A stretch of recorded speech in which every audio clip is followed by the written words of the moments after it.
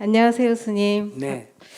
저는 저희 딸이 이제 21살이 됐고요. 20살 말에 본인이 알아서 집을 나갔거든요. 네. 네. 잘 살고 있는 것 같은데 제가 이제 알아서 독립 잘 했는데 제가 뭘 조금 더 해주고 싶은 마음이 있는 것 같아요. 뭐를 걔를 위해서 해주면 좀 더 좋을까 그런 고민이 좀 되더라고요. 그 아이에게 우리가 나무에 거름을 줄 때 나무 밑에다 탁 줘요. 조금 떨어졌어요. 조금 떨어져 주지. 네. 그러니까 딸을 위해서 뭘 좀 해주고 싶어. 애는 지가 지 알아서 잘 산다 하는데 네. 가서 뭘 주는 거는 나무 뿌리에다 탁 갖다 주는 거고. 네. 그러니까 애한테 거름이 되게 좀 뭘 하겠다 하면 보시를 좀 해요. 우리 법당에 뭐 법당에 하든지 뭐 과원에 하든지 그건 네. 자유고. 네. 그러니까 이렇게 병이 났는데도 치료를 못 한다든지 어린아이들이 학교를 못 간다든지 뭐 아까처럼 뭐 굶어 죽는다든지 네. 어려운 사람을 위해서 자기가 마음으로 이게 딸의 몫이다. 딸에게 걸음이 좀 됐으면 좋겠다. 네. 이런 마음으로 조용히 자기가 보시를 하면. 예, 그래서 저도 그렇게 스님 지금 말씀하신 것처럼 그런 방향으로 해야 되겠다라고 생각을 했거든요. 이게 맞는지 안 맞는지 맞고 안 맞는 건 없어 세상에. 네. 딸 줘도 되는데 그 네. 부작용이 좀 생기지. 그러니까 저도 걔한테 그냥 마구 주고 싶지는 않거든요. 근데 이제 그 주의할 게 있어. 어떤 딸한테 직접 준다 그러면 네. 1,000만 원 줄 거를 네.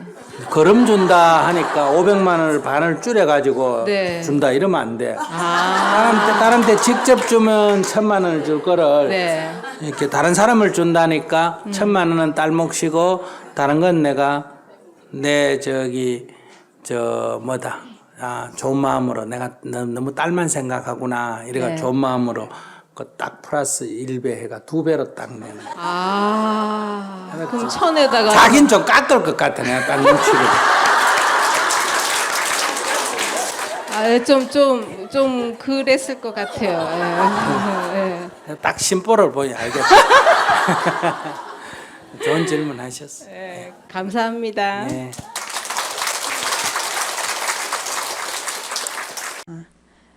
저는 고민인 게 이제 12월에 결혼을 할 예정인데 네네. 11월인데 결혼하는데 왜 고민이야? 11월에 결혼해서 기뻐 죽겠습니다. 이래야지. 그게 아니라 이제 고민만 하면 되지 뭐. 시어머니와의 관계가 조금 힘들어가지고 시어머니.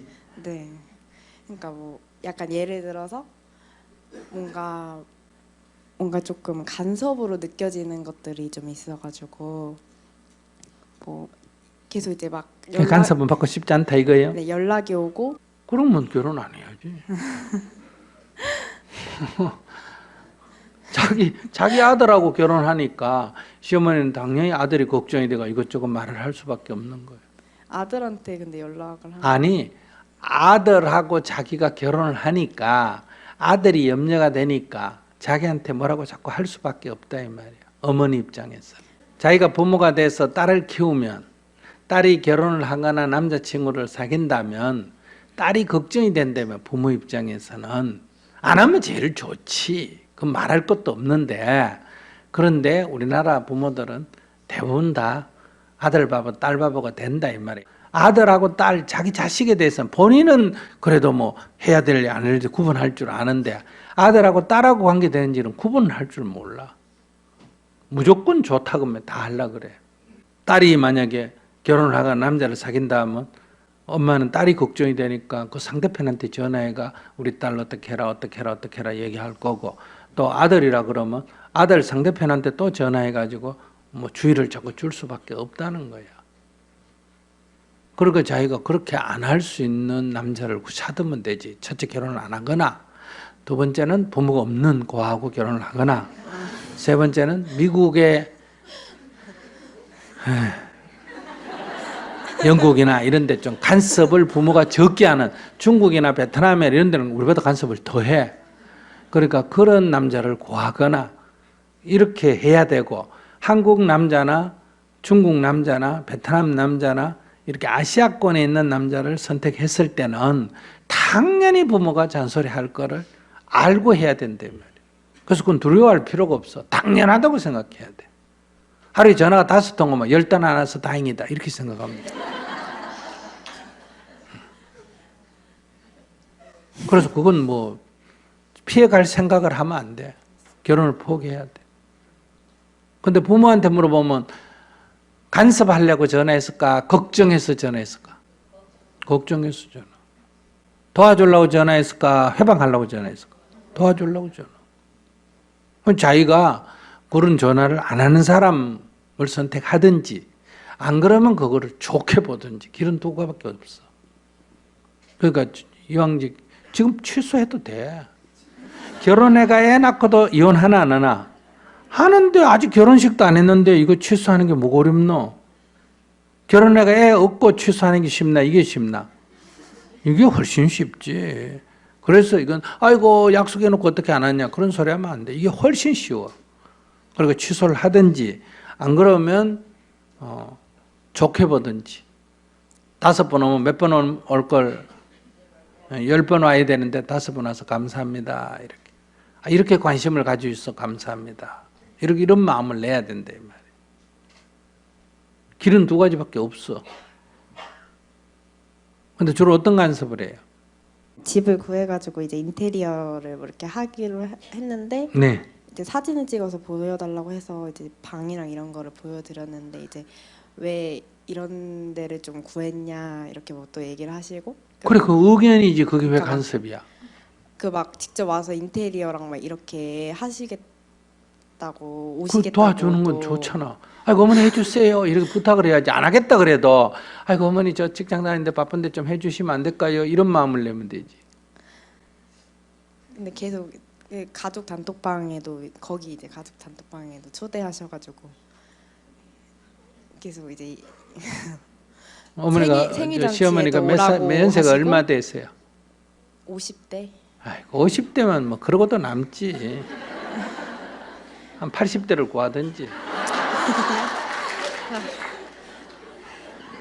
그러면 이런 거 할 줄 모르니까 안 할 거예요.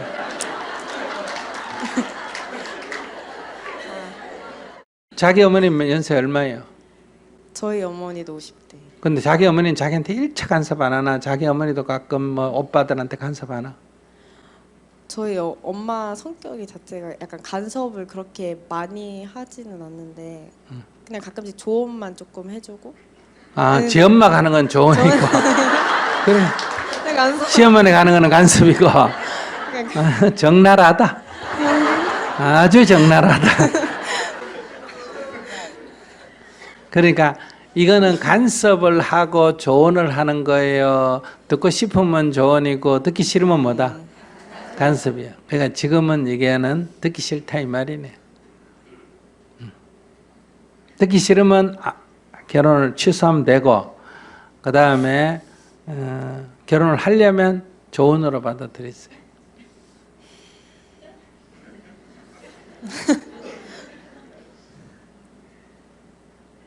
안 그러면 결혼 생활 하다가 시부모 핑계대고 그만두게 돼요. 그보다는 낫지. 조언으로 탁 받아들이든지. 그 어떻게 남편이 될 사람이 괜찮아요, 안 괜찮아요? 별로요? 아니 괜찮아요. 자기가 봐도 괜찮아? 네. 그러면 자기가 남이 봐도 괜찮은 남자라면 제 엄마가 볼 때는 자기 아들 괜찮을까 안 괜찮을까? 괜찮아요. 괜찮겠지? 네. 그러면 괜찮은 아들에 대한 집착이 클까 적을까? 커요. 그거 봐라.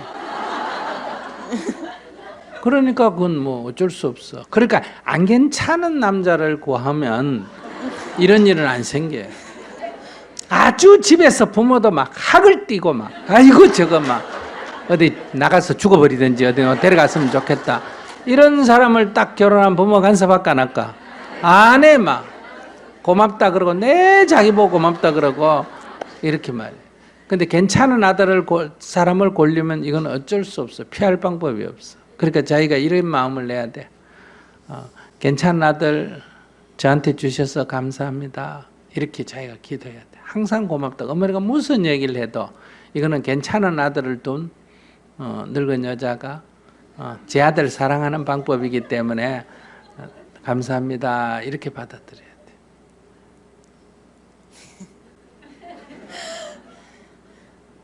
아니, 난 사실만 얘기하는 거예요. 뭐 이게 윤리적으로 좋다, 시어머니한테 잘해라 이런 말이 아니라 괜찮은 누구 남자를 자기가 데려왔기 때문에 그 시어머니는 심리적으로 두 가지가 있어요. 하나는 뺏긴 것에 대한 섭섭함이 있어. 그래서 말을 할 때 꼭 말에 침이 들어있어요. 가시가 들어있어. 이거 각오해야 돼. 그래서 약간 가시를 넣어가 말을 하면 죄송합니다. 어머니 뺏어왔어요. 말은 속으로 하고 뺏어와서 죄송합니다. 이렇게 말해야 되고 괜찮은 아들을 줬기 때문에 인사 듣고 싶어. 그래서 항상 괜찮은 아들 주셔서 감사합니다. 이렇게 죄송합니다. 감사합니다를 늘 섞어가면서 하면 아무 문제가 안 돼요. 근데 그거를 감사한 줄도 모르고 죄송한 줄도 모르면 이제 소위 고부 갈등이라는 엄청난 이제 갈등이 생겨요. 이건 시어머니 문제가 아니에요. 이 인간 관계 문제지. 어떻게 할래? 그만둘래요? 그렇게 기도하고 결혼할래요? 그렇게 기도하고 어떻게? 절을 하면서 뭐라고? 당신 아들 뺏어와서 죄송합니다. 죄송합니다. 좋은 아들 주셔서 감사합니다. 한번 따라해봐. 당신 아들 뺏어와서 죄송합니다. 당신 아들 뺏어와서 죄송합니다. 좋은 아들 주셔서 감사합니다. 좋은 아들 주셔서 감사합니다. 그렇게 기도하면 이게 뭐로 간섭을 안 들리고 뭐로 들린다? 좋은으로 들린다. 저분 아직 결혼해가 아직 갈등을 안 겪어 봐놓으니까 내 말이 별로 귀에 안 들어올 거예요. 근데 저기 아줌마들은 좀 막 환장하는 이유는 세월이 흐르면 경험을 하고 나면 스님 말이 막 너무너무 가슴이 다가오는 거예요. 근데 젊으면 스님 그런 얘기 하나 이렇게 생각이 들어요. 좀 겪어보고 잘 안 되거든. 이혼할 때쯤 돼가 와서 물었어. 스님께 감사 말씀 올립니다. 저희 여동생 일로 마음이 많이 쓰입니다. 여동생은 아들 고1, 중1을 두고 있으며 남편은 직업이 일정치 않습니다. 동생이 건강이 안 좋아 집을 떠나 지금 언니 집에서 요양 중에 있습니다. 근 1년을 넘긴 지금은 건강이 많이 회복되어 아르바이트로 식당 청소 일을 할 수 있게 되었습니다. 아이들은 제부가 돌보면서 생활하고 있으며 지금은 전에 살던 아파트를 처분하여 일정 정도의 빚을 갚고 방 2칸 단독집을 세를 얻어 살고 있는 형편입니다. 생활이 넉넉지 못한 형편으로 아이들을 과외 공부를 시키지 못하고 있습니다. 언니인 저로서는 조카들을 생각하면 가슴이 아픕니다. 지금 한창 사춘기에 있는 남자애들에게 엄마의 손길이 절실히 필요한 때 헤어져 살고 있으니까요. 여동생은 남편과 함께 살 생각을 하면 죽을 것 같다며 한사코 남편 곁으로 돌아가기를 거부합니다. 저는 여동생에게 타일러 보고 모진말도 하며 아이들을 품으라고 하지만 그런 마음이 없는 것 같아 안타까울 뿐입니다. 남의 인생에 간섭을 하지 마시라는 스님의 말씀은 깊이 새기고 있으면서도 답답한 마음에 여쭤봅니다. 동생에게 어떤 식으로 얘기를 하며 마음을 돌릴 수 있는지 스님의 은혜로운 가르침을 기다립니다.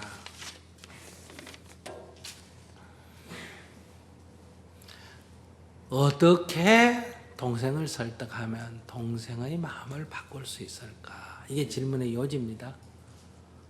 이 생각이 잘못된 거예요. 나도 내 마음대로 안 되고 내 남편도 내 마음대로 안 되고 내 자식도 내 마음대로 안 되는데 내가 어떻게 동생을 내 마음대로 하려고 그럽니까? 이거 자체가 수행자로서 잘못된 생각이에요. 동생을 설득을 하겠다 이 생각을 버리셔야 돼요.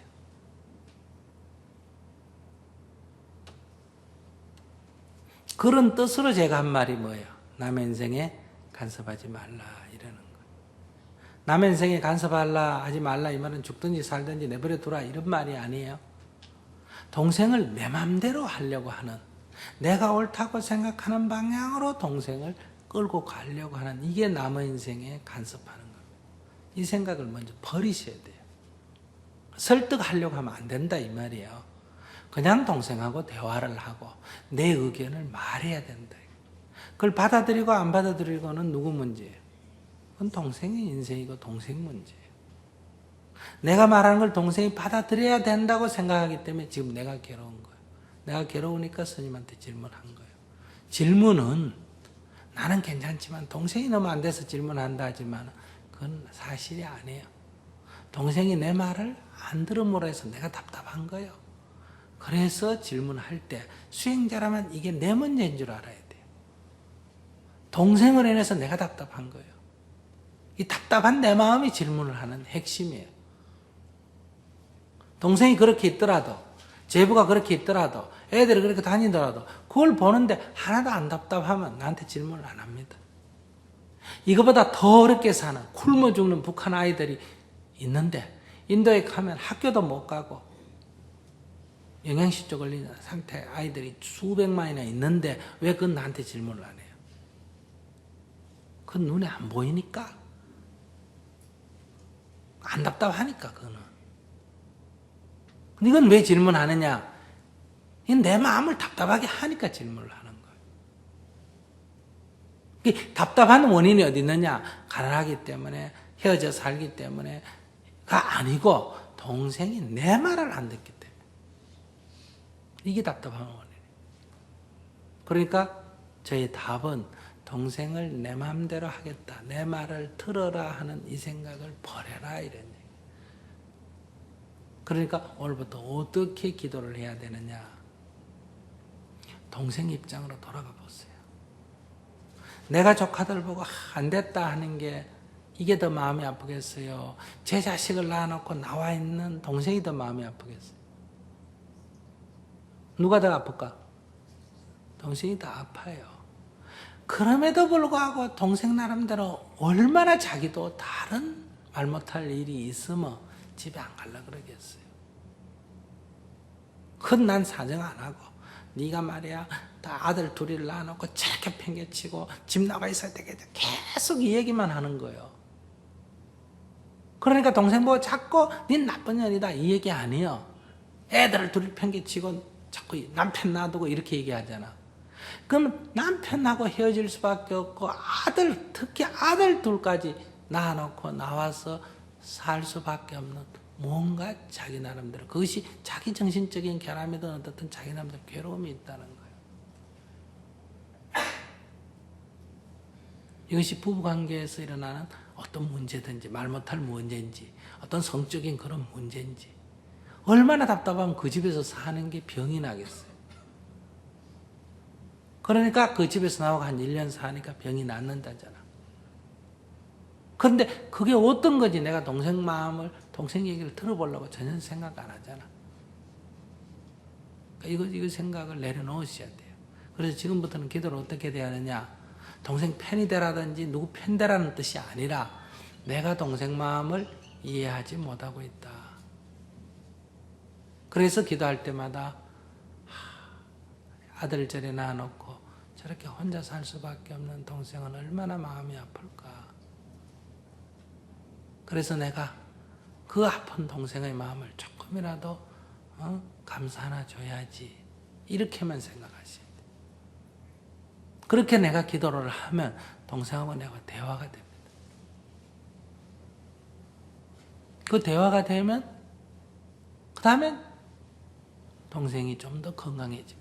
동생이 좀 더 건강해지면 자기 남편, 자기 자식의 문제는 자기가 알아서 어떻게 해라고 말할 필요가 없습니다. 그러니 본인이 아는 대로 남의 인생에 간섭하지 말고 동생의 그 안타까움을 이해하는 데 오히려 초점을 맞춰라.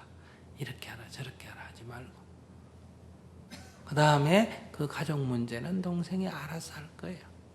자기도 지금 살기 어려우니까 지금 아들이 눈에 안 보이는 거예요. 얼마나 괴로우면. 자기가 조금 살만하면 아들이 눈에 보이고 남편도 눈에 보여요. 그때까지 좀 기다리셔야 돼요. 그래서 동생을 위해서 기도하라 이런 얘기예요. 네, 안녕하세요, 스님. 만나뵙게 되어서 정말 반갑습니다. 저는 굉장히 독립적인 성향으로 대학 졸업 이후에 정신적, 경제적으로 부모님으로부터 독립하여 지금도 부모님 지원 없이 결혼을 준비하고 있습니다. 반면에 저희 아버지는 제가 어렸을 때는 회사 일로 저에게 큰 관심이 없으시다가 제가 성인이 된 이후로 제 인생의 간섭이 심해지셨습니다. 이런 성향 차이로 아버지와 대화를 하기 시작하면 기분이 나빠 퉁명스럽게 대화하고 싸움으로 이어지게 되는데 이런 일이 15년 이상 반복되고 있습니다. 결혼 전에는 제가 결혼을 안 해서 너무 서운하다고 노래를 부르시더니 이제 결혼을 하겠다고 하니 너는 결혼하면 부모도 챙기지 않을 놈이라며 결혼하고 나면 연을 끊겠다 하십니다.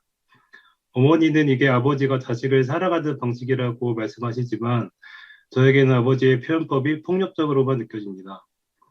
이렇게 아버지가 저에게 상처를 주시니 결혼하고 나서 나도 행복하게 살 수 있을까? 나와 결혼할 사람에게도 이 문제를 겪게 하는 게 맞는가라는 생각에 고민이 많습니다. 스님 말씀처럼 지금 당장 행복해지고 싶은데 방법을 알고 싶습니다. 자기 지금 미성년자예요, 성년이요? 성년입니다.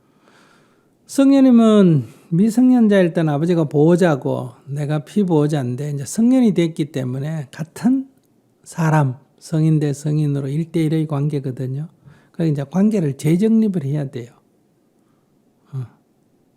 그러니까 어떤 관계를 맺고 싶었냐? 주종 관계를 맺고 싶었냐? 아버지가 사장하고 내가 종업하듯이 뭐 이렇게 맺고 싶었냐? 안 그러면 아버지가 보호자고 내가 피보호자로 이렇게 관계를 계속 맺고 싶었냐? 안 그러면 이제 성년 대 성년이니까 이제 이웃으로 서로 독립적으로 관계를 맺고 싶은가? 그건 자기가 결정하면 돼요.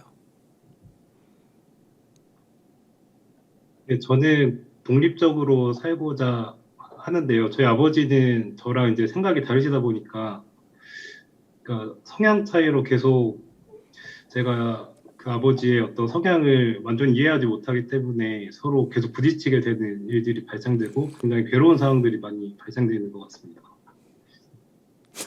아버지, 자기 지금 내가 묻는 질문을 못 알아들어.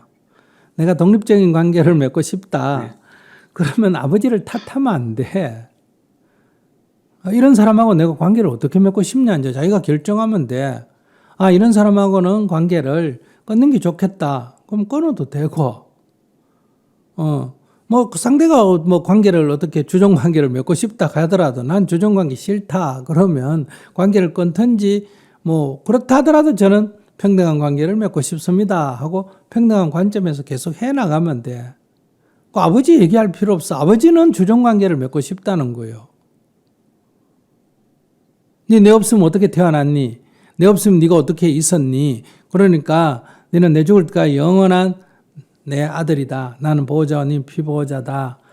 그 정도가 아니고 동시에 네가 내가 어릴 때 네 부양하듯이 너도 늙으면 내 부양해야 된다. 이런 관계를 맺고 싶다는 건 아버지의 뜻이에요. 모든 부모들이 대부분 다 그렇게 하고 싶어 해요. 근데 그 아버지가 나쁜 사람도 아니고 그렇게 하고 싶다는 거예요. 그럼 자기가 좋다. 그렇게 합시다. 이렇게 하든지 아니, 난 싫소. 이러든지 그건 자기 마음이지. 어떤 여성이 자기 좋다고 결혼하자고 자기 다 하는 건 아니잖아. 좋으면 하고 안 좋으면 뭐 나를 좋아하는 건 고맙지만 난 싫소. 이러면 되잖아요. 그래도 계속 좋다는데 어떻게 해요? 나보고 이래 물으면. 모르겠어. 그거 남 탓하지 말라는 거예요. 자기는 지금 아버지가 무슨 문제 있는 사람처럼 생각하는 거예요. 아버지 아무 문제가 없어. 아버지는 그런 관계를 맺고 싶은 거예요. 결혼 안 하고 혼자 있으면 아버지가 책임을 져야 되잖아.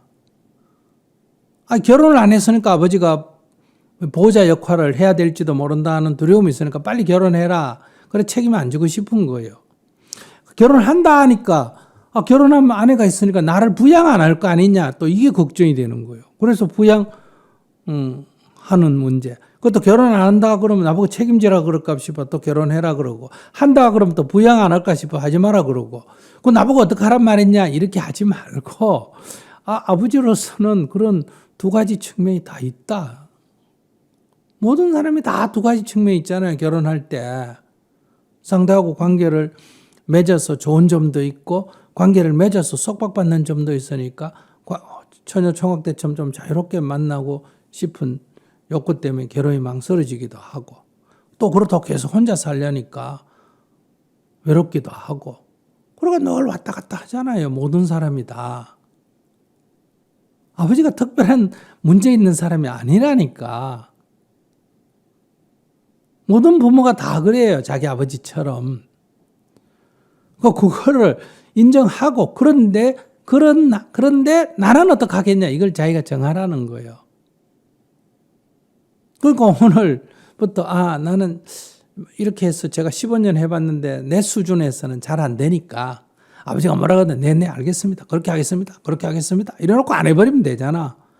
이렇게 관계를 유지할 건지. 근데 내 수준에서는 막 또 화가 나고 안 됩니다. 그러면 관계를 당분간 끊어보겠습니다. 그럼 당분간 끊으면 돼요. 자기 또 관계를 끊으면 또 불효 같은 생각이 들 거 아니에요. 그게 자기 모순이지 그게 아버지하고 무슨 상관이 있어요. 성인 대 성인이니까 관계를 딱 끊고 그냥 당분간 연락 없이 살겠습니다. 그럼 그렇게 살아도 되고 그건 아버지 문제지 내 문제 아니니까 아버지가 그렇게 말하면 아버지 마음 이해하시게 하겠습니다. 네네 알겠습니다. 네네 알겠습니다. 근데 아버지 저는 그러고 싶지 않습니다. 이렇게 살아도 되고 아버지 뜻대로 그렇게 하겠습니다 하고 해도 되고 근데 아내 된 사람이 누가 내 남편이 내 사람이고 내 남편이 주인이기를 원하지 내 남편이 어떤 여자 시어머니 어떤 남자 시아버지의 노예기를 원하는 여자가 어디 있어요. 그런 남자가 결혼하고 싶어하는 남자가 어디 있어요. 여자가 어디 있어요 이 세상에.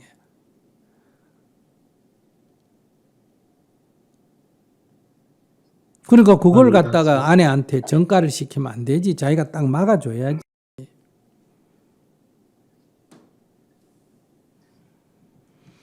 네, 감사합니다. 근데 조금 더 여쭤보고 싶은 게 있는데요. 사실 스님 영상을 보면서 사실 제가 결혼을 생각하게 된 이유가 이제 저 나름대로 방금 말씀하신 것처럼 관점을 정했다고 생각을 했고 아버지를 있는 그대로 인정을 하겠다고도 생각을 했고 그에 대한 자신이 있었습니다. 근데 이제 그렇게 자신이 있는 상태에서 결혼을 시작하고 나서 결혼을 하겠다고 생각을 하고 나서 아버지랑 다시 또 관계를 맺다 보니까 제가 어떤 관점을 정하고 나서도 마음속에서 아버지랑 대화하면 저도 모르는 어떤 화가 계속 나오고 그렇다고 아버지랑 말씀하신 것처럼 조금 연락을 안 하고 살고자 하니 저희 어머님이나 그리고 동생들이 상처받는 게 너무 마음이 아파가지고 또 그러지도 못하고 그래서 어떻게 해야 될지 사실 좀 괴로운 상황입니다.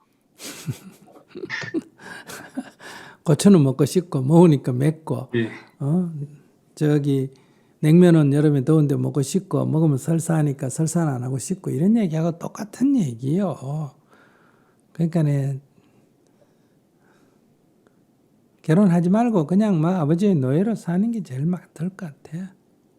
딴 여자 하나 고생시키지 말고 그렇게 우유부단해가지고 결혼하면 다 자기 믿고 결혼한 사람 고생하지. 그래서 다 시댁 문제가 생기는 거 아니에요. 시댁 문제를 왜 아내한테 전가해요? 시댁 문제는 자기가 딱 알아서 정리를 해줘야지. 친정 문제를 왜 남편한테 전가해요? 그건 자기가 알아서 딱 정리해줘야지.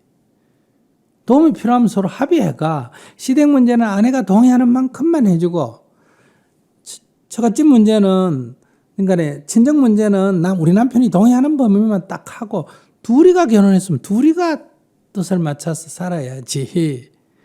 그 옛날 얘기 왜 자꾸 하느냐는 거예요. 그런 수준이면 결혼할 수준이 안 된 거예요. 결혼할 생각을 하지 말고 더 그 아버지의 어린애로 더 좀 사는 게 좋겠어. 아버지하고 맨날 말다툼하고 싸운다는 것 자체가 어린애라는 얘기예요. 내가 성년이 됐으면 이제는 내가 그런 아버지를 이해하고 아버지는 성향이 저러시다. 충분히 이해된다. 도움도 받고 싶고 늙었으니까 이제 늙어서 도움도 받고 싶고 또 아들이 그래도 또 결혼해가 또 해야 되니까 그것도 또 걱정이 되고 두 가지 마음이 다 있는 거 아니에요. 그러니까 조금 더 아버지와 관계를 맺으면서 아버지 감사합니다. 아버지 마음 이해하겠습니다. 이런 관계를 맺어보고 아버지가 뭐라 그래도 알겠습니다 하고 난 내 길 갈 수 있고 이렇게 되면 결혼하고 그게 잘 안 되면 결혼을 하지 말고 될 때까지 더 기다리세요. 혼자 살아도 되는 세상이 요즘. 결혼 안 해야 뭐 엄마도 고려하고 동생도 고려하고 그러지. 결혼하려면 출가하려면 집을 고려해가 출가하면 어떡해. 중이 돼놓고도 부모가 어떻고 동생이 어떻고 친척이 어떻고 이런 얘기 안 해야 될 거 아니야. 결혼을 딱 했으면 그런 얘기 안 해야지. 결혼했으면 내 배우자 함께 살기로 한 사람을 가장 소중하게 여겨야지.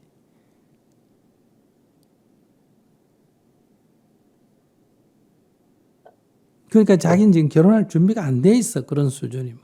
그러니까 동생하고 살든지 엄마하고 살든지 아빠하고 살든지 그래 살아야 될 수준이야.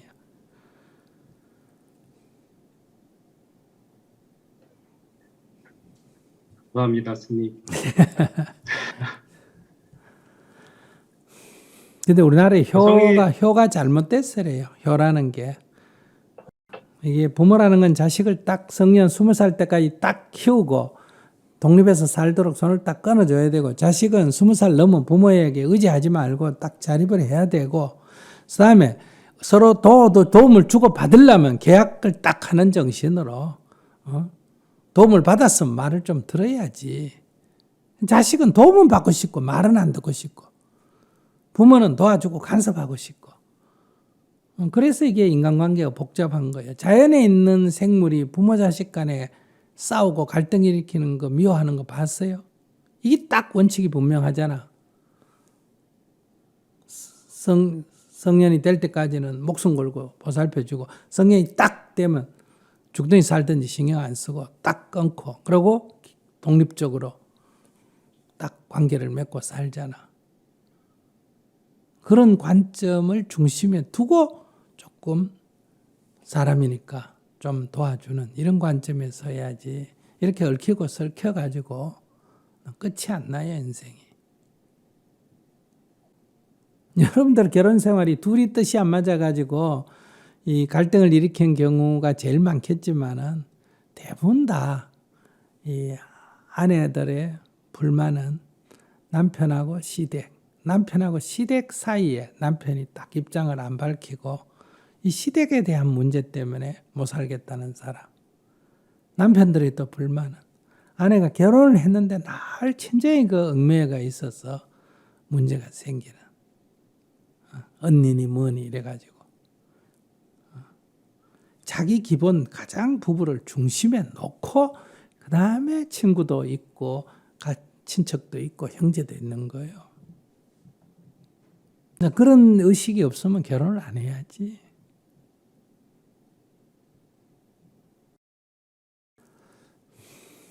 이런 거 아는 나도 결혼 안 하는데 모르는 게 왜 결혼을 하는지 모르겠어.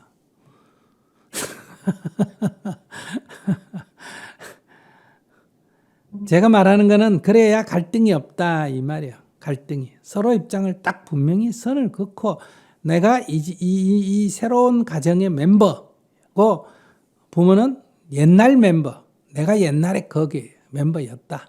내 어릴 때 그 집 가족의 멤버였다. 이런 이게 동문이란 말이야. 그 집 동문이었어. 그 학교 동문이었다. 현직은 내가 이 회사 다니고 옛날에 내가 저 회사 다녔다. 이런 관점이 딱 분명해야 된다. 네, 감사합니다. 스님 오늘 얘기해 주시면서 제가 성인이 되고 나서 저 나름대로는 성숙되었다고 생각을 했는데 모르는 것들이 굉장히 많은 사람이라는 걸 생각을 했습니다. 그래서 말씀해 주신 것처럼 결혼에 대한 관점을 좀 명확히 잡고 결혼하기 전에 제가 어떤 사람을 중심으로 생각해야 되는지 다시 생각을 해보려고 합니다. 감사합니다. 네. 자기는 지금 경제적으로는 독립이 된 것 같은데 경제적으로 자립이 된 게 자립의 전부가 아니에요. 그건 아주 일부고 제일 중요한 건 정신적인 자립이 돼야 돼요. 집에 부모 밑에서 용돈 얻어 쓰고 거기 방 얻어가 그 집에 살아도 정신적으로 자립이 된 사람은 어떠냐. 아, 내가 이 집에 사니까 밥값은 해야지. 해가 아침에 일찍 일어나서 방송도 싹 해놓고 밥 딱 해가 어머니 아버지 깨워서 식사하시라고 해주고 설거지 해주고 이렇게 딱 자기 역할을 하고 그 집에 살면 그거 아버지 돈 쓰고 그 집에서 밥 먹고 있어도 그거는 자립이지 종속이 아니에요. 의탁이 아니에요. 가장 중요한 거는 정신적으로 자립이 딱 돼야 된다. 관점이. 내 인생의 주인은 내지 천하 누구도 아니에요. 하늘의 신도 아니고 왕도 아니고 내 인생의 주인은 내다. 남편도 아니고 아내도 아니고 자식도 아니고 부모도 아니고 내 인생의 주인은 나예요. 이 관점이 분명히 서야 다른 사람에 대해서 존중이 되는 거예요. 그들도 다 소중하다. 나만 소중해 아버지도 소중한 거예요. 아버지의 의견, 아버지의 감정, 아버지의 것도 존중해야 돼. 존중한다는 것은 나와 다른 것을 인정한다는 얘기지 내가 그 무조건 따라간다는 얘기가 아니에요. 내가 아버지의 노예라면 그게 무슨 내 인생이라고 할 게 있겠어요. 또 아버지가 나의 노예도 아니에요. 그분은 그분의 인생이고 또 그분은 살아온 경험 그 속에서 그렇게 관점을 갖고 있는 것을 인정하자. 그러나 나는 내 길을 가자. 그 관계를 어떻게 맺을 거냐 하는 것은 자기 이해관계도 따지고 경제적으로 손실 그러나 인정적인 이해 이런 이해관계도 따져도 되고 괜찮아요. 그래서 자기가 관계를 어떻게 설정할 건지를 정해야 돼요. 네, 현재 28살 직장인인데요. 네. 옆에 계신 분은 이제 저희 엄마인데 네. 저희 같은 경우는 이제 결혼 정년기이다 보니까 네. 엄마가 원하시는 저의 결혼 상대 배우에 대해서 이제 엄마의 기준이 있을 거 아니에요. 그런 기준에 맞는 사람을 데려오기를 원하세요. 근데 이제 저는 거기에 대해서 너무 많이 이제 얘기를 듣다 보니까 저는 이제 그거에 해당되지 않는 사람은 이제 아닌가라는 생각이 들 정도로 이게 이제는 스트레스까지 될 정도로 이런 사람이 아니면은 못 데리고 오겠다 정도의 생각까지 들거든요. 그 안 데려오면 되잖아요. 안 데려오면 돼요. 근데 그러기에는 엄마는 그래도 저보다는 많이 오랫동안 살아보셨잖아요. 아니 엄마 생각에 맞는 사람이 없으니까 없어서 못 데려온다 이 말이야. 안 데려온다 이 말이. 없어서 못 데려오는 걸 어떻게? 있으면 데려가면 되잖아요. 근데 자기 지금 그런 사람 없잖아. 있으면 데려오면 되는 거고. 있으면 데려가면 되고 없으면 안 데려가면 되지 뭐. 그럼 뭐 어렵다고 그래요. 자기는 지금 굉장히 고민한 것 같아. 난 하나도 고민 안 되는데. 엄마가 이런 사람 데려와라 하고 딱 보니 저런 사람인데 엄마 마음에 들겠다면 데려가고 그런 사람 없으면 안 데려가면 되지 뭐. 뭐 어려워. 그러니까 엄마는 딸을 결혼시키고 싶지가 별로 않는가 보지 뭐. 엄마가 딸을 시집 안 보내려면 기준을 굉장히 높여서 요구하면 되거든. 그러면 못 가지 뭐. 네, 그래서 이제는 자기는 그렇게 가고 싶다 이거지. 그래서 엄마 때문에 이제는 그냥 혼자 살아야겠다라는 생각이 좀 더 많이 들고 있어요. 맞아. 엄마 때문에 혼자 사는 거야. 그럼 엄마가 평생 먹여주겠지 뭐. 자기 때문에 못 가니까. 그러니까 엄마가 아마 자기하고 같이 살고 싶은 거 보지. 시집 보내기 싫은 거 보지 뭐. 네, 그럼 혼자 사는 걸로. 근데 어떻게? 그럼 자기가 이제 나이가 20살 밑에는 엄마 말을 들어야 돼. 무슨 말인지 아시겠어요? 네. 또 엄마의 도움을 받아야 되고 엄마 말을 들어야 되고. 자기 지금 20살 넘었는데 네. 엄마의 지금 도움 없이는 못 살아요. 도움 받고만 밖에 살 수가 없어요. 도움 없이도 살 수 있어요. 도움 없이도 충분히 살 수 있죠. 그럼 엄마 말을 뭐 때문에 들어요? 자기 마음대로 하면 되지. 내가 좋은 사람하고 결혼해버리면 되지. 그러면 이제 엄마 마음에 안 드니까 엄마는 결혼에 찬성하지 않겠죠. 네. 찬성하지 않는 거는 뭐 내 인생이니까 엄마는 알았어. 찬성하지 않는 거, 엄마 마음에 안 들겠다 이렇게 생각해서 네, 엄마는 찬성 안 하시는 걸 내가 받아들여. 엄마를 미워하면 안 되고. 엄마가 찬성 안 하니까 엄마는 결혼식 안 오겠지. 안 오면 어때요? 그냥 하면 되지. 그럼 또 결혼 축의금이나 뭐 지원도 안 해주겠지. 자기 독립할 수 있으니까 안 받으면 돼요. 그러니까 축하도 안 받고 축의금도 안 받을 그러니까 엄마로부터 의지할 생각이 없으면 내일이라도 결혼해버리면 돼요. 흑인 남자 결혼해버리든 코 큰 남자 결혼해버리든 뭐 나이가 20살 많은 사람하고 해버리든 10살 밑에 남자하고 해버리든 그냥 해버리면 돼요. 자기 좋은 사람하고.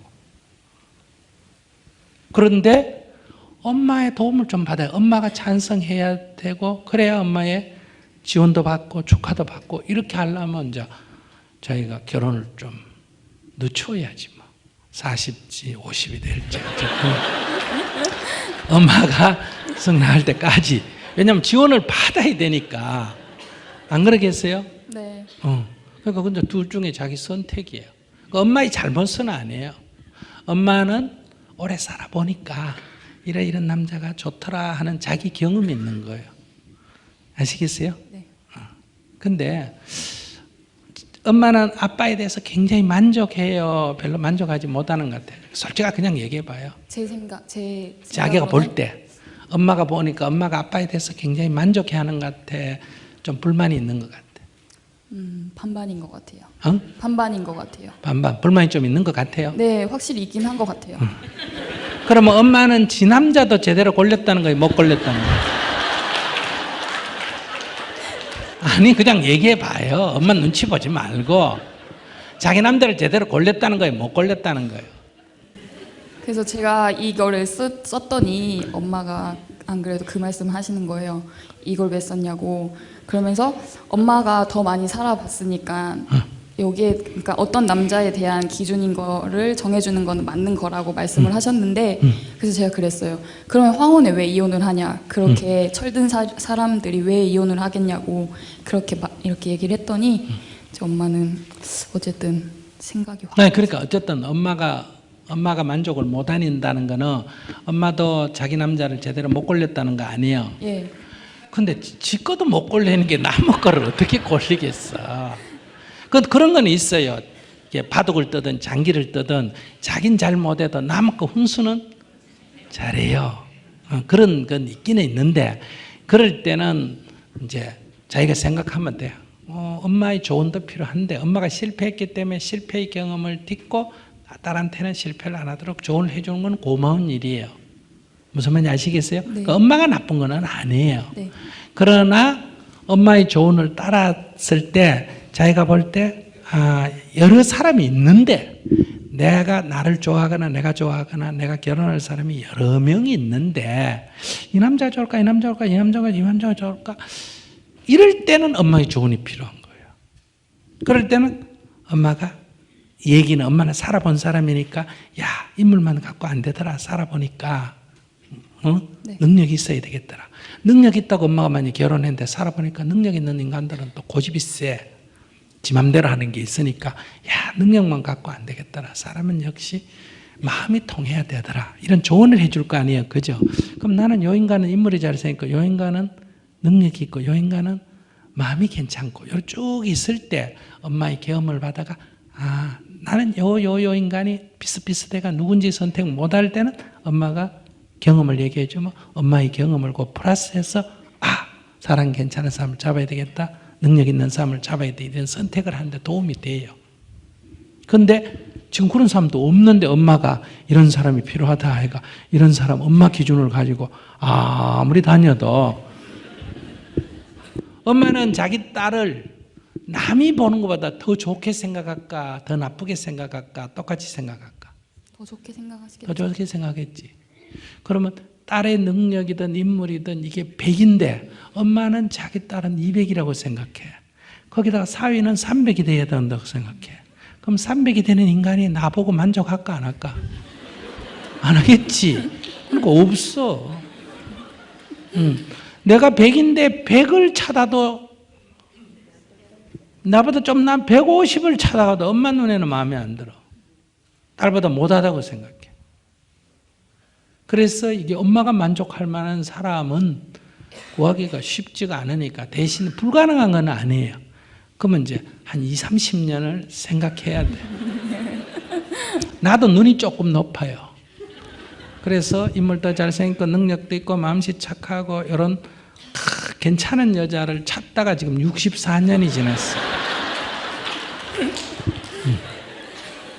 나는 아직 기대를 가지고 있어요. 근데 이까지 왔는데 지금 아무나 찾기에는 기다리는 게 너무 억울한 거예요.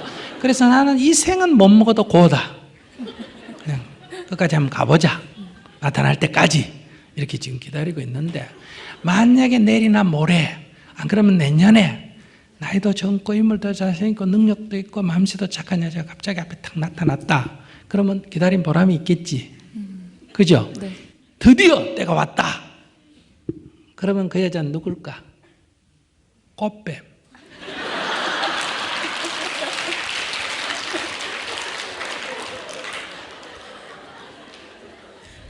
꽃뱀 빼고 그런 경우가 있을까 없을까?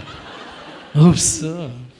그러니까 자기도 이렇게 기다리면 자기가 지금 만족할 괜찮은 요 정도 남자 했는데 요 갖고 안 되겠다 했는데, 그러면 2년이 지나가 30이 되면 고만한 남자 찾기가 더 어려워지거든요. 그런데 고만한 남자가 있다 하더라도 지금은 오케이 할 수 있어도 2년 후에는 오케이 못 합니다. 이유는 네 같은 거 갖고 오케이 하려면 내가 2년 전에 했지, 이게 있는 거예요. 그러니까 기다릴수록 눈이 더 높아지나 낮아지나? 높아지죠. 높아져. 그래서 이 홍기를 놓치면 결혼하기 어려운 이유가 그래요.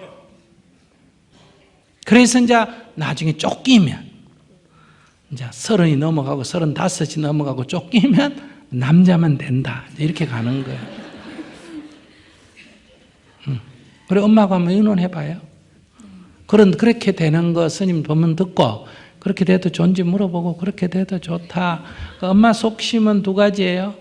이걸 모르서가 무지해서 지금 욕을 하는지, 안 그러면 그냥 결혼하지 마라, 나하고 살자는 말은 차마 못해가지고 너무 높은 거를 제안해 놓고 결국은 포기하도록 하려고 그런지. 근데 엄마 마음은 이렇든 저렇든 이해가 돼요.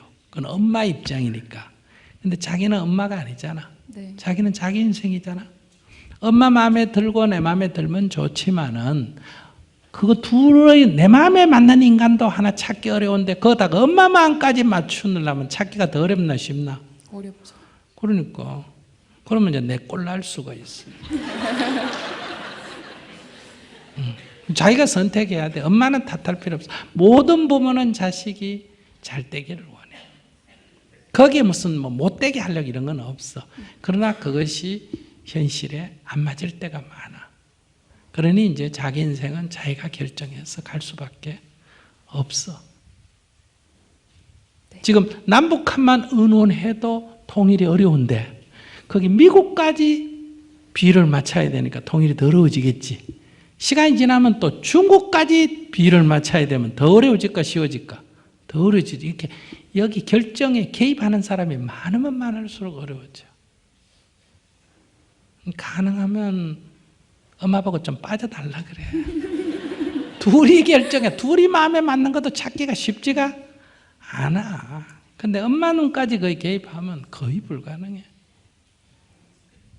그러니까 기본 생각을 나이를 위로 20, 아래로 20으로. 아래로 20은 안 되겠다 지금. 아래는 10살만 밑으로, 위로는 20.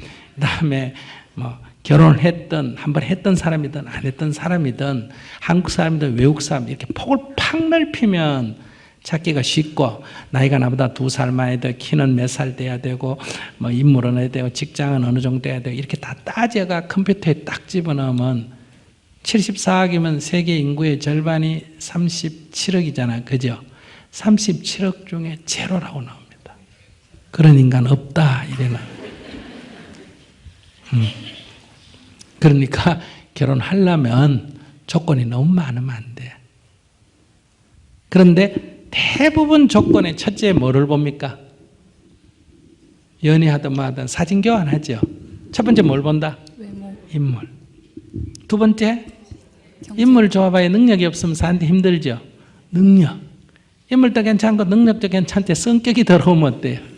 살기 어렵죠. 그럼 더 있어요. 내가 더 있는 건 얘기 안 하겠는데 이 세 개만 나눠놓고 얘기할 때, 살아보면 인물이 밥 먹여줘요, 인물이 사는데 도움이 돼요, 능력이 돼요, 인품이 돼요. 마음이에요. 근데 이 마음은 선택할 때는 안 보여요. 그래서 대부분 실패하는 거예요. 그러니까 인물은 네가 그때 결혼할 때만 보지, 매일 삶은 인물은 아무 도움이 안 돼요. 능력은 이제 인물보다는 능력이 도움이 돼요. 근데 능력보다 인물을 더 많이 본다는 거예요. 근데 능력은 사는 데는 크게 도움이 안 돼요. 살면서 이 자잘한 스트레스 받는 거는 능력 아니에요. 대부분 성격적인 거예요. 그러니까 성격을 1번으로 보고 능력을 2번으로 보고 인물은 그냥 남자면 된다 이 정도만 보면 오히려 결혼은 거의 성공적인데 이걸 거꾸로 보기 때문에 지금 결혼이 어려운 거예요. 결혼이 실패하는 거예요. 누구나 다 좋은 결혼을 하고 싶은데. 그래서 자기는 사람을 선택할 때 인물, 능력 이런 거 보지 마. 일단은 결혼하겠다고 생각하고 사람을 보지 마라. 그냥 사람으로만 사귀라. 사람으로 사귀다 보면 나이가 조금 더 많아도 인물이 조금 못나도 능력이 없어도 괜찮은 사람을 알 수가 있겠죠. 그럼 사람이 먼저 알아지고 나머지를 그 중에서 보충을 해야지. 근데 먼저 결혼하겠다 하는 거를 먼저 내세워 놓으면 인물부터 먼저 정하고 그게 거꾸로 보는 거예요. 그러면 결혼하면 거의 실패해요. 결혼식만 행복하지, 식날만 행복하지, 다음 날부터 고생이에요. 근데 자기만 왔으면 내 얘기를 다 해주겠는데 엄마가 있어가지고 얘기를 하기가 어렵다. 그 이유는 엄마가 그 중거가 못 되겠더라 이 소리 할 수가 있어. 마이크 엄마한테 줘봐요. 스님의 얘기를 듣고 소감이 어때요? 내가 딴 거 안 물어볼게. 입장 곤란하게 안 물어보고 소감이 어떤지만 물어볼게. 아니 소감이 어떤 게 아니고요. 저는 뭐 인물 뭐 그런 거 안 따져요. 안 따지는데 이제 그냥 뭐라 할까 이제 친정 식구들이 좀 다 공무원이거든요. 그래서 이제 뭐 그냥 공무원은 얘는 월급이 적다고 공무원은 싫어해요. 근데 대기업만 좋아해요. 그래서 이제 그 차이예요. 자기는 공무원을 가능하면 저는 공무원 공무원이고. 남 사이를 했으면 좋겠다. 난 월급이 적어도 공무원이 좋아요. 맞지. 안정된 생활을 하라고요. 제가 이제 안정된 생활을 안 해봐가지고 생활이 좀 힘들었어요. 근데 친정 오빠들은 다 안정된 생활을 하고 있으니까 이제 그런 걸 봐서 될 수 있으면 안정된 생활을 해라. 돈이 적어도 알뜰하게 살면 되는 맞지. 거니까 그렇게 가르쳐줘도 얘는 막 대기업만 찾아요. 근데 예. 겪어봐야 알지 그걸 말로 해가 알겠어요. 그래서 이제 제가 이제 법률스님 하루에 진짜 2-3번씩 들어요. 이거 핸드폰으로. 그래서 그냥 놔둬요. 그래서 놔뒀어요, 지금은. 그래도 시집은 한번 가봐야 될 거 그래서 아니에요. 2년 동안 법률스님 들으면서 지금 3년, 4년 돼가거든요. 그래서 4년 전부터 제가 많이 내려놨어요. 근데 옛날에는 예. 결혼을 딱 평생에 한 번밖에 못 해보잖아, 그죠? 예. 그러니까 한 번 잘못 이거 코 끼면 이게 평생 고생이잖아, 그죠? 예. 요즘은 안 되면 바꿔도 되잖아. 그러니까 옛날처럼 그렇게 너무 골릴 필요가 없어요. 그러니까 한번 실수해도 이거는 회복이 가능하단 말이에요. 아시겠죠? 옛날에는 이게 불가능하니까 더 많이 받는데 한번 실수해도 회복할 수가 있으니까 기회가 한 번 더 이게 패자부활전 같은 게 있거든요. 그래서 엄마가 그냥 첫 번째 선택은 엄마가 조언을 해주는 건 좋은데 내 조언은 이렇지만은 그 안정 이게 이제 부모의 특징이에요. 부모는 안전을 중요시합니다. 근데 모든 사람이 다 안전만 생각하면 나라가 발전하겠어요, 안 하겠어요? 부처님, 어머니, 아버지가 부처님 출가하는 거 찬성했을까, 반대했을까? 반대. 그래서 부처님이 이 세상에 없을 거 아니에요. 법륜스님 출가할 때 우리 어머니가 찬성했을까, 반대했을까? 그거 보세요. 근데 부모의 마음은 이해가 되지만 부모 시킨 대로만 해서 세상이 되는 건 아니에요. 부모 시킨 대로 하면 이 세상에 애국자란 한 명도 없습니다.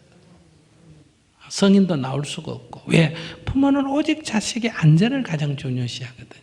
그러니까 부모는 살아보니까 안정된 직장이 중요해요. 사업하는 사람은 부모가 볼 때는 별로 불안전해요. 이거는 부자 가면 됐다가 또 왕창 망해가지고 또 지만 망하는 게 아니라 일가 친척 돈 빌려가 어때요? 다 말아먹어버리고 이런 경우가 허다하거든. 근데 부모 입장에서는 그렇게 해서 고생 안 했으면 좋겠다는 좋은 뜻으로 하는 얘기예요. 그러니까 그거를 참고해서 그러나 자기가 선택해야 돼. 왜냐하면 자기가 살 사람이니까. 그래서 이제 그래서- 선택권을 줬어요. 예. 이제 뭐 그래가지고 내려놔가지고. 뭐 저기 대기업 남자 만나가 좋다는데 지금 대기업도 곧 망해야 안 망해. 그러니까 요새 망하니까 이제 제가 한 지금 번씩 하는 거예요. 삼성부터 지금 이제 예. 줄줄이 인지 지금 현대중공업 봐라, 뭐 내가 이러죠. 대우중공업 뭐 조선이 대한민국 전 세계에서 대한민국이 1위다 했는데 뭐 순식간에 도살하잖아, 그죠? 그러니까 이 세상에 그렇게 무슨 좋은 것 꼭 좋은 게 아니에요. 그러니까 그래도 그거를 말로 한다고 안 돼요. 그러니까 해보도록 놔뒀으면 어떨까? 예, 놔뒀어요. 이제 내려놓은 지가 3년 돼가. 놔놨는데 자기가 자꾸 엄마 핑계 대네 그러면. 그러니까 모르겠어요. 나는 내려놓고 그럼 마이크 잔소리도 주세요. 안 했는데. 그 이제 더 이상 엄마 핑계 대지 말고 자기가 결정해. 시각 싫으면 안 가든지 엄마 핑계 대지 말고. 스님 앞이라서 거짓말을. 아니, 그래도 스님 앞에서 이제 한 말이니까 약속 지킬 거예요. 그래도 속으로는 아이고 그래도 안정된 직장에 갔으면 좋겠다 이런 거는 부모님께 있을까 없을까? 있죠. 있어. 그것까지 내려놔라 이 말은 하지 마.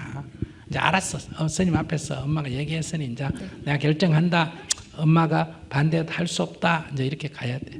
시집 가려면 안 가도 돼. 나도 이렇게 뭐 혼자 살아도 괜찮더라. 네. 그 앞에 스님들 쭉 계시잖아. 그러듯이 그냥 없으면 스님이 돼. 그것도 길이야. 네. 첫애가 이제 대학 4학년이고 이래서 지금 좀 이제 그 취업을 앞두고 자기 나름대로 많이 그 고민도 있고 해서 그런 거 본데 굉장히 그 첫애와 지금 대화하기가 굉장히 좀 어렵습니다. 자기는 그 깊은 그 생각이 있는 듯 하지만은 실제적으로 그 부모로서 걱정되는 바도 있고 이래서 지금 뭐 어떤 공부를 하고 있느냐, 뭐 어떤 그 지금 그 활동을 대학생활을 하면서 어떤 그 학우들과 어울려 지내느냐 이런 것을 그 많이 알아보고 또 관심도 있고 해서 그 진로 문제도 있고 이래가지고 물어보려고 합니다. 그런데 거기에 굉장히 그 예민하게 그 대화를 깊게 하지 않고 그럼 피하려고 하고 있습니다.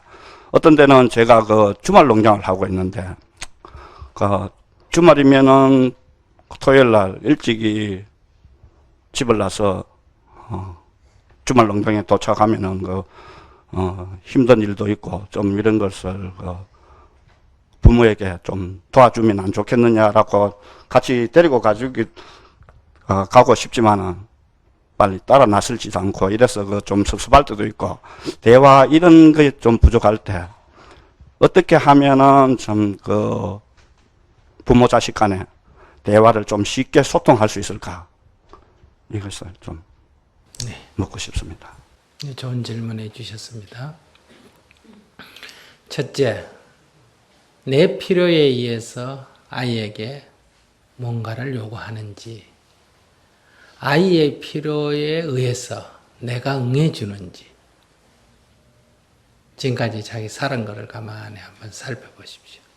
내가 답답하니까 물어보고 내가 필요하니까 가자 그러고 항상 내 필요에 의해서 아이에게 문제를 제기하는지 아니면 아이가 필요해서 뭔가 나한테 요청을 하기 때문에 대화를 하자든지 어디를 가자든지 이렇게 요청을 하는지 내 필요에 의해서 지금까지 너무 지나치게 일방적으로 얘기해 왔기 때문에 아이의 필요에 의해서 잘 안 응했기 때문에 아이가 거기에 대해서 이제는 좀 심하게 말하면 진절머리가 났다 그럴까 그렇기 때문에 이제는 거부하는 게 좀 강해졌다. 전에는 할 수 없이 좀 따라다니고 말도 듣고 했는데 이젠 싫다. 이렇게 나이도 들었지만 그게 너무 상처가 커서 굳어졌어요. 그래서 얘기도 잘 안 하려고 그러고 어디 가자 그래도 잘 안 가려고 그러고 함께 대화도 안 하려고 그러고 그런 게 있어요. 그 다음에 두 번째는 본인의 성격상 남의 얘기를 들어주기보다는 내 얘기를 하는 스타일은 아닌가. 특히 아이하고 관계에서. 그런 데서 아이가 마음에 상처를 입고 있다. 아이가 무슨 얘기를 하면 내 마음에 안 들면 탁 자르거나 그러면 안 된다거나 주로 이렇게 많이 하고, 또 내가 필요하면 일방적으로 얘기하고, 뭐 이런 것들이 이제 아이들에게 쌓여 있기 때문에 아빠하고 대화하기 싫다, 이렇게 되기도 합니다. 그러니까 원인을 잘 알아야 돼요. 그래서 본인이 어떤 원인인지를 살펴서, 첫째, 내가 항상 좀 상대에게 내 요구대로 했다 이렇게 생각하면 앞으로는 아이가 필요해서 나에게 도움을 요청하거나 대화를 하자고 할 때, 마치 내가 아이에게 뭐 하자 했을 때 아이가 거절하면 섭섭하듯이 아이도 마찬가지. 그러니까 그걸 헤아려서 아이가 뭔가 도움을 요청할 때 내가 내 마음에 안 들더라도 기꺼이 그래 해보자. 그렇게 생각할 수도 있구나. 너에게는 그렇다는 거지. 근데 아빠 생각은 좀 다르니까 나 좀 며칠 한번 생각해 보겠다든지, 거절을 하더라도 좀 부드럽게 이렇게 내 스스로 먼저 해야 된다. 그래야 자연스럽게 자꾸 대화를 요청하게 된다. 또 내 필요에 의해서 아이에게 얘기를 하더라도 지금은 상처가 돼 있기 때문에, 지금은 내가 부드럽게 한다 하더라도 과거의 상처가 아이한테는 쌓여 있기 때문에 현재의 나의 태도와 관계없이 무조건 거부하는 경우가 있다. 그럴 때는 내가 참회 기도를 해야 된다. 제가 이것이 살아오면서 아이의 마음을 이해하지 못했습니다. 이렇게 자꾸 참회 기도를 하게 되면 내 까르마, 내 업이 좀 높게 된다. 변하게 된다. 그럼 자연적 아이가 대화가 좀 쉬워진다. 이렇게 볼 수 있어요. 그런 곁들여서 제가 그 아이에 대한 그 관찰을 보면은 너무 지금은 아이들이 인터넷이라든가 이런 문화에 조금 빠져서 좀 그렇게 정도는 심하지 않지만은 그런 쪽에 함으로써 대화하는, 그러니까 부모가 뭐 자기 관심사에 대해서 이야기를 하려고 하는 일방적인 그런 거 있더라도 자기가 한번 좀 이런 문제는 그래도 부모님과 상의해 볼 수 있는 그런 것도 있을 텐데, 어떤 인터넷이라는 그것을 통해서 자기가 활용해서 답을 얻으려고 하는 것인지, 아니면은 거기에 계속 젖어서 다른 부모의 어떤 대화를 좀 관심사를 묻고 싶은데 그 부분은 자기가 어당이 알고 있다. 어당이 자기는 그 부분에서 충분히 헤쳐나간다. 이런 자신 나름의 어떤 그것을 가지고 대화를 거부하는 것은 아닌지. 네, 그럴 수도 있죠. 왜냐하면 두 가지인데, 본인이 아기를 가지고 아기를 낳고 아기가 어릴 때 항상 무슨 문제가 있으면 아내하고 의논하고 부모하고 의논하고 그렇게 살아왔습니까? 아니면 그냥 보통 자기가 일방적으로 결정해서 살아왔습니까? 대충 상의하고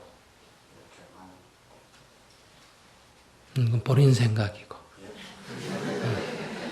마누라한테 물어볼 때 남편이 매사에 부부간에 의논해서 했는지 안 했는지, 그 다음에 부모에게 물어볼 때 우리 아들이 중요한 일 있을 때마다 항상 부모하고 상의하면서 했는지 안 했는지, 이걸 한번 편안한 자리에 한번 물어보십시오. 애가 그렇다고 하면 거의 본인이 그렇게 했습니다. 그렇기 때문에 아이도 자연스럽게 그래 따라 배워서 그게 사고의 습관이 되어 있어요.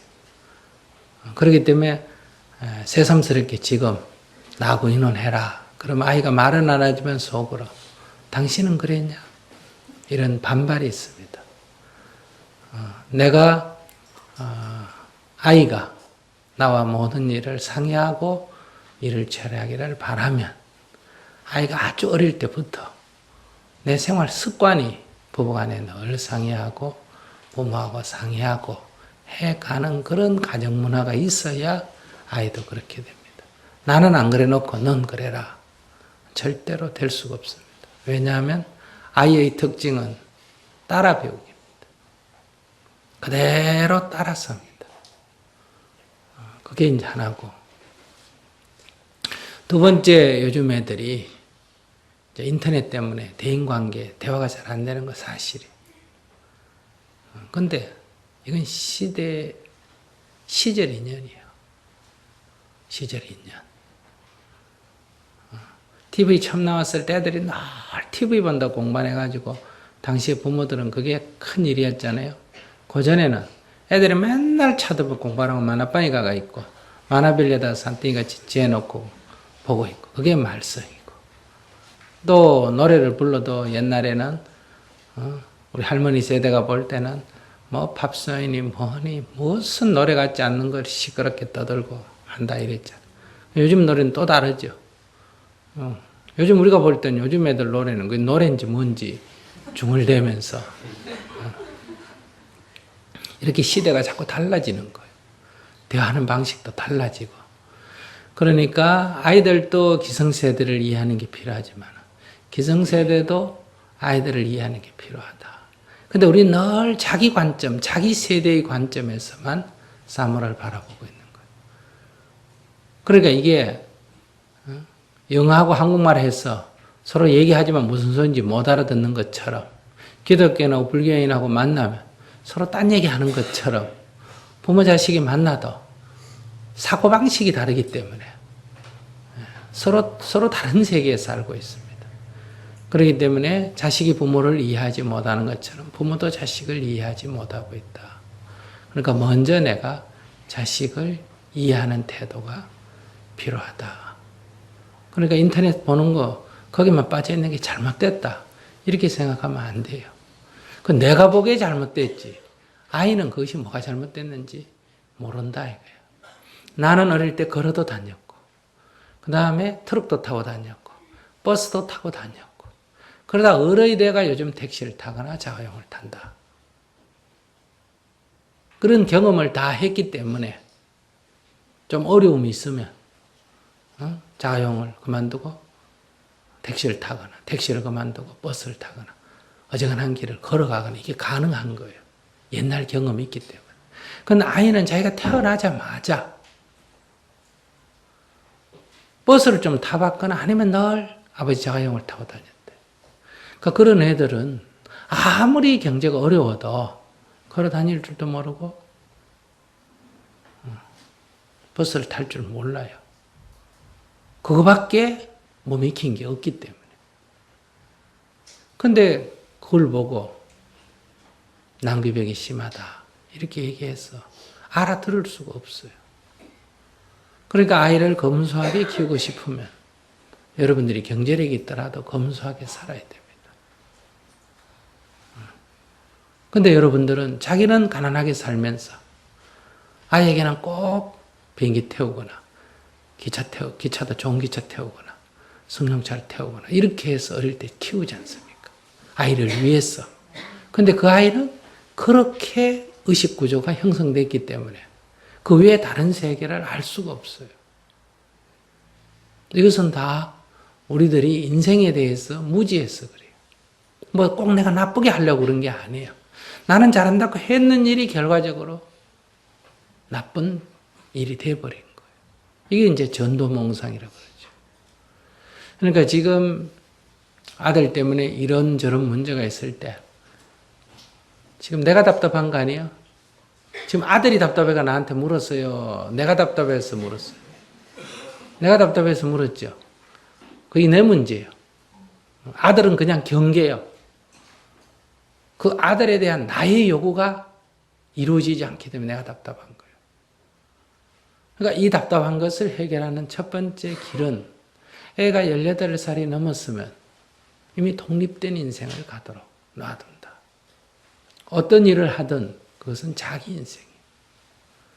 여기에 이웃으로서 또는 같이 사는 사람으로서 5가지만 어긋나지 않으면 관여를 안 해야 됩니다. 첫째, 사람을 죽이거나 때리는 일. 두 번째, 남의 물건을 뺏거나 훔치는 일. 세 번째, 성폭행을 하거나 성추행을 하는 일. 네 번째, 거짓말을 하거나 욕설을 하는 일. 다섯 번째, 술을 먹고 취해서 헤매거나 마약에 중독이 되거나. 이런 경우가 아니면 성인에 대한 예의로 관여를 하지 말아야 됩니다. 존중해 줘야 된다. 그래서 실패를 하든 어떻게 하든 그것은 그의 인생이에요. 그가 여러 가지 시행착오를 거듭하면서 살아갈 수 있는 기회를 줘야 된다. 그런데 여러분들은 자식을 위해서 하지만 그것이 다른 측면에서 볼 때 자식이 시행착오를 할 수 있는 여러 가지 경험을 할 수 있는 기회를 박탈해버려요. 그것이 자식에게는 큰 불행이죠. 예를 들어서 스님 같은 사람. 어떻게 보면 부모의 도움을 못 얻었다 할 수도 있고 어떻게 보면 부모의 은혜를 엄청나게 입었다고 할 수 있는데 무엇이 부모의 은혜를 엄청나게 입었냐. 아주 어릴 때부터 내가 온갖 인생의 경험을 할 수 있었다. 부모가 간섭을 안 했기 때문에. 초등학교를 졸업하고 나왔어. 부모의 간섭을 안 받았어요. 다른 측면에서 말하면 초등학교를 나와서 부모의 도움을 못 받았다. 보호를 못 받았다. 이래 말할 수도 있고 다른 표현으로 빈다면 부모의 간섭을 안 받았다. 그러니까 어떤 일이든 내가 잘하든 못하든 끝없는 시행착오를 거듭하면서 내가 내 인생의 길을 갈 수 있는 기회가 주어진 거예요. 그래서 자생력이 있습니다. 잘 보살펴서 키운 애들보다. 그러니 여러분들이 자식 사랑은 정말 자식을 위해서 자식 사랑인가? 내 마음이 어쩔 수 없어가지고 내 집착 때문에 이렇게 하고 살았는가? 이게 반성이 돼야 됩니다. 그래서 지금이라도 나의 자유를 위하고 아이의 자유를 위해서 자식에 대한 간섭을 중지해야 됩니다. 이게 공부요. 이건 외면도 아니고 내 말 안 들으니까 싫어서 외면하는 것도 아니고 미워하는 것도 아니고 이것이 진정한 사랑이다. 그가 온갖 시행착오를 거듭할 수 있는 것을 봐낼 수 있는 부모의 인내심이 있어야 됩니다. 그런데 한두 번 못 봐냅니다. 결국은 또 간섭하게 되고 또 간섭하게 되고. 그래서 나는 자식 때문에 괴롭고 자식은 부모 때문에 괴롭고 그래서 부모 자식이 원수가 된다. 부부도 마찬가지예요. 사랑으로 만나가지고 늘 상대편 인생에 간섭을 하기 때문에 아내는 남편 때문에 괴롭고 남편은 아내 때문에 괴로운 거예요. 아내는 남편이 있어서 행복하고 남편은 아내에 있어서 행복하고 아내는 남편이 있어서 자유롭고 남편은 아내가 있어서 자유롭고 이렇게 안 되고 남편 때문에 괴롭고 남편에게 속박받고 아내에게 속박받고 아내 때문에 괴롭고 자식에게 속박받고 자식 때문에 괴롭고 부모에게 속박받고 부모 때문에 괴롭고 이거는 전생에 원수가 부모 자식이 되거나 원수가 부부가 돼서 이 생에도 이렇게 서로 괴롭힌다. 그게 아니에요. 간섭해서 그래. 간섭. 남의 인생에 자꾸 관여하는 거예요. 이걸 절대 끊으셔야 됩니다. 그러니까 도움도 본인이 철저히 도움을 요청할 때만 도움을 주고 돈을 빌려달라면 딱 자용증 쓰고 빌려주고 이렇게 철저하게 해야 됩니다. 그래야 자립심이 생겨요. 대신에 뭘 안 해야 된다? 간섭을 안 해야 돼. 나도 간섭 안 하는 대신에 나도 뭘 해줄 때는 반드시 엄격하게 한다.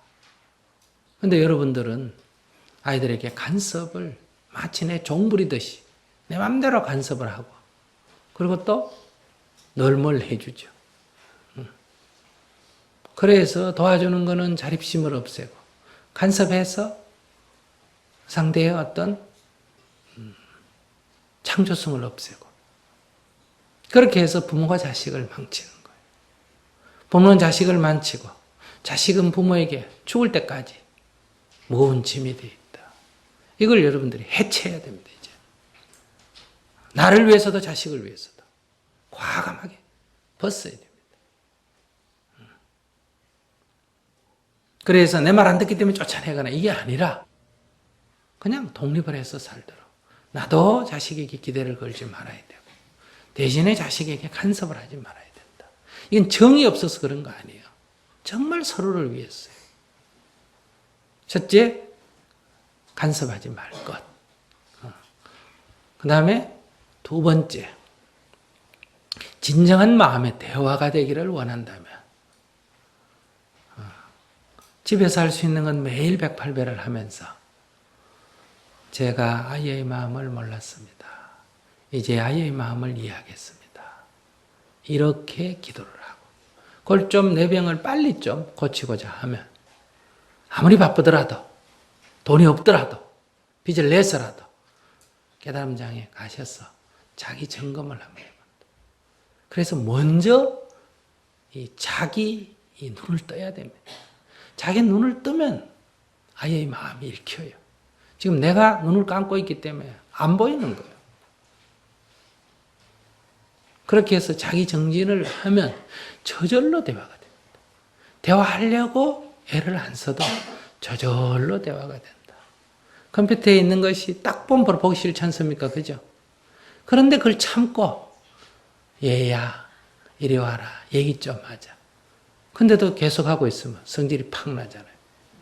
근데 그 컴퓨터 하고 있는 아들이 보기 싫지 않아야 됩니다. 그래야 대화를 하자 하는 말을 하면 금방 애가 응하기도 하고, 또 안 응해도 아무렇지도 않아요. 벌써 우리는 감정을 억누르고 하거든요. 그래서 늘 처음에 시작은 좋은 마음으로 시작했다가 그 좋은 마음이 오히려 화근이 되고 나중에는 갈등이 되고 이렇게 된다. 이 문제는 같이 부부가 같이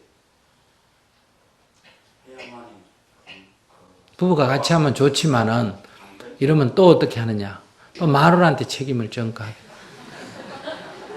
부부가 같이 하는 건 맞는데 이게 바로 내 마음이 이 책임을 마누라한테 슬쩍 전가하는 태도거든. 그래서 내가 부인 얘기를 잃지 않아.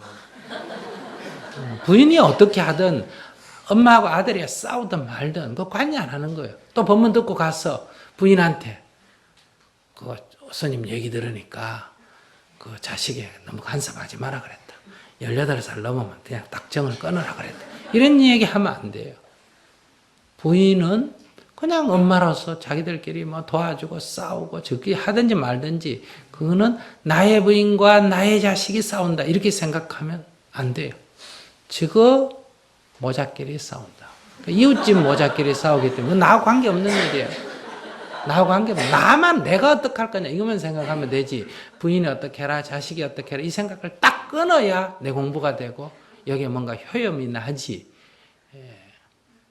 이걸 바로 슬쩍 벌써 넘기면 안 됩니다. 이게 딱 분명해야 이 인생 문제가 해결이 된다. 저는 대학교 1학년은 마치고 휴학하고요. 예. 지금은 공무원 준비를 하고 있습니다. 근데 저는 고등학교 때부터 학교 가는 거에 그냥 평소에 집에 들어가야 하는 통금 시간이 오후 5시일 정도이고 주말에는 거의 못 나갈 정도로 부모님께서 제가 좀 나다니고 이런 걸 되게 싫어하셨어요. 그래서 제가 친구 만나러 간다 아니면 어디 뭐 하러 간다 이렇게 말씀드리면 부모님께서 안 된다 하시거나 아니면 좀 싫어하는 티를 되게 많이 내세요.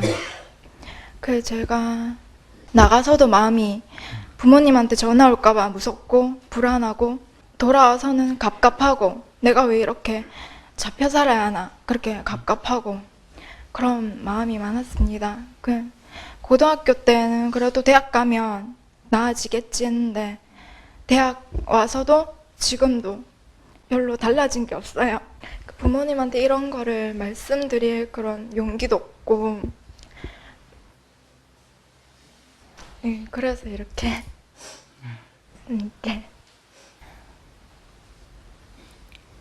우선 100일만 기도를 해보세요. 네. 100일만. 어디 뭐 교회 다니거나 그러진 않아요? 네. 그러면 이제 절해도 괜찮아요? 네. 매일 아침 일어나서 108배 절을 하면서 어머니 아버지 고맙습니다. 나를 낳아주시고 이렇게 키워주셔서 너무너무 감사합니다. 어머님은 내 꼭, 부모님은 내 갖겠습니다. 이렇게 100일 동안 기도를 하세요. 부모님 은혜 감사합니다. 그리고 은혜 꼭 갚는 사람이 되겠습니다. 이렇게 그렇게 100일 기도를 해보면 조금 달라질 거예요. 그래도 번뇌가 생기면 이제 인터넷으로라도 괜찮으니까 언제 스님 가을 관계 때 제가 물은 아무개입니다. 100일 기도를 했는데 지금 이런 상태입니다. 그러니 어떻게 하면 다음 기도는 어떻게 하면 좋겠습니까? 이런 물으면 스님이 또 그 다음에는 이렇게 하세요 하고 일러줄게요. 지금 마음이 깝깝하지? 네. 깝깝하게 사는 게 좋아? 마음이 편안하게 사는 게 좋아? 편안하게 편하게 사는 게 좋지. 네. 그러면 스님 시킨 대로 기도를 하면 편안하게 사는 길이 열릴 거예요. 더 물어볼 거 있으면 물어봐요. 없어요? 네. 그래요. 그렇게 기도해봐요. 예.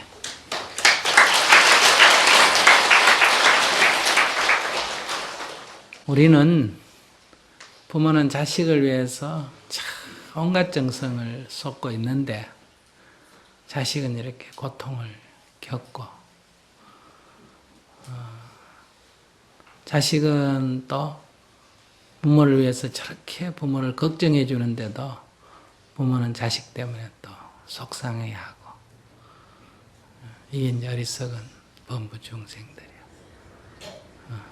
내가 길 가는 여자 너무너무 예쁘다고 사랑해서 껴안는데 그 여자는 성폭행당했다고 난리를 피우고 악을 쓰고 그와 같습니다. 그것이 부모든 자식이든 아내든 남편이든 누구든